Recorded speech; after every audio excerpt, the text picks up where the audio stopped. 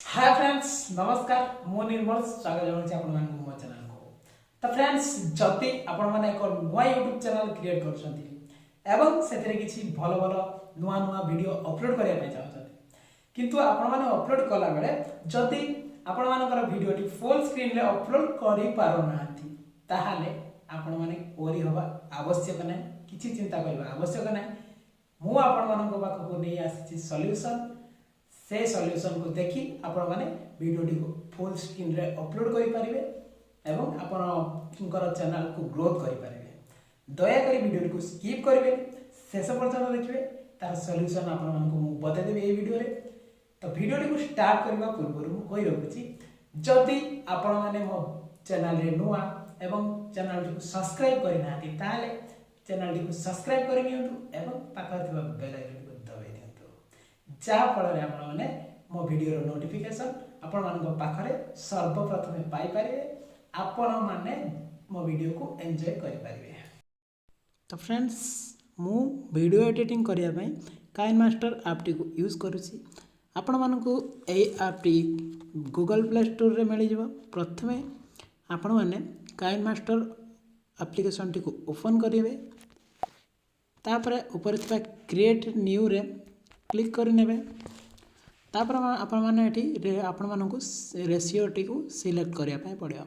जदि आपण माने यूट्यूब वीडियो बनाउछंती ताले आपण माने 16.9 रेशियो रे क्लिक करिवे तापर आपण माने तळे थिबा क्रिएट रे क्लिक करि नेबे।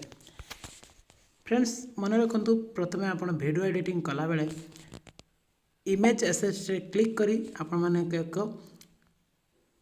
बैकग्राउंड को सिलेक्ट करबा पय पड़ियो। मु एठी एक बैकग्राउंड को सिलेक्ट करनाली तापर आपण माने एठी लेयर रे क्लिक करिवे।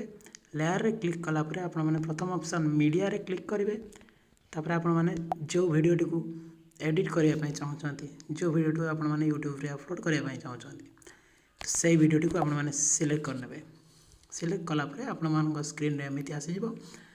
प्रथमे आपण माने वीडियो रो ड्यूरेशन जति की थाए सही अनुसार आपण मानकर इमेज टी को प्रथमे देइतिबा बैकग्राउंड इमेज टी को बढ़ाई देबे।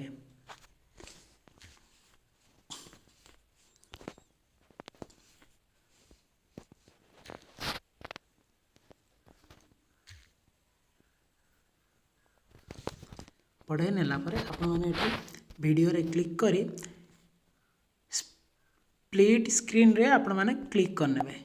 क्लिक कला परे आपण माने देखिबे ऑफ अछि सेठी ताकू आपण माने फुल स्क्रीन रे क्लिक कर देबे। फुल स्क्रीन हे जिवो आपण मानकर वीडियो फुल स्क्रीन हे जिवो। तापर आपण माने जदी किछि एडिट करिया पय चाहछंती जा आपण माने एटी एडिट करिया पय चाहछंती एडिट करि नेबे। तापर आपण माने एटी ऊपर थिबा एक्सपोर्ट रे क्लिक करिवे। एक्सपोर्ट क्लिक कला परे आपण मानकर स्क्रीन रे एमिति इंटरफेस आसी देबो। आपण माने एठी आपण मानको दुईटी ऑप्शन आसबो resolution and frame rate. Resolution आपण माने फुल एचडी 1080p रे रखिबे एवं फ्रेम रेट 30 रे रखिबे। रखिला परे आपण मानको तळे आउट ऑप्शन आसीबो जे बीट रेट केते। बीट रेट आपण माने 10.05 टू 10.10 पर्यंत रखि पारिबे। रखिले आपण मानकर वीडियो क्वालिटी ओके आसीबो। यूट्यूब वीडियो क्वालिटी भलो आसीबो। तापर आपण माने सेव एज वीडियो रे क्लिक करनेबे तापर आपण मानकर वीडियो टी एक्सपोर्ट हे जिवो। तापर आपण माने वीडियो टी को फुल स्क्रीन रे अपलोड करि परिबे।